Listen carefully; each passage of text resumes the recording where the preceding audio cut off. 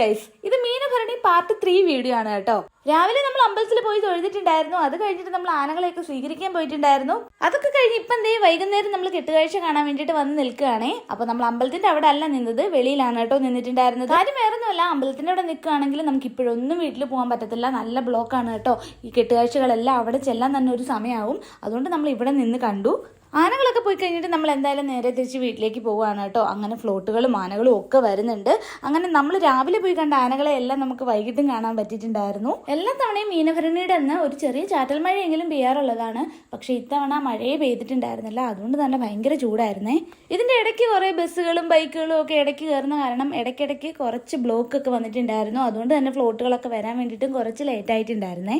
ഇനിയിപ്പോൾ 2 ആനകളും കൂടി വരാനുണ്ട്. അപ്പൊ അതിനെയും കൂടെ കണ്ടിട്ട് നമ്മൾ വീട്ടിലേക്ക് പോകാനുള്ള പ്ലാനാണ്. ഇതൊക്കെ ഞാൻ ഫസ്റ്റ് ടൈം ആണ് കേട്ടോ കാണുന്നത്. ഇതൊക്കെ നേരത്തെ റീൽസിൽ കണ്ടിട്ടുണ്ട്. ഇതിപ്പോഴാണ് നേരിട്ട് കാണാൻ പറ്റിയത്. അപ്പൊ ഇനി എന്തായാലും ഒരുപാട് നേരമൊന്നും എടുക്കത്തില്ല. ആനകൾ ഉടനെ തന്നെ വരുന്നെന്ന് പറയുന്നത് കേട്ടു. അപ്പൊ ഇനിയിപ്പോ എന്തായാലും നമ്മൾ അതും കൂടെ കണ്ടിട്ട് വേഗം സ്ഥലം വിടാൻ വേണ്ടിയിട്ട് പോവുകയാണെ. മഴയും കൂടെ പെയ്തായിരുന്നെങ്കിൽ മീനഭരണി സെറ്റ് ആയേനെ. പക്ഷെ മഴ പെയ്തില്ല കേട്ടോ. അപ്പൊ ഇത്രേ ഉള്ളൂ ഇന്നത്തെ വീഡിയോ. കണ്ട് ഇഷ്ടമായാലും എന്തായാലും ലൈക്ക് ചെയ്യാനും സബ്സ്ക്രൈബ് ചെയ്യാനും മറക്കണ്ട.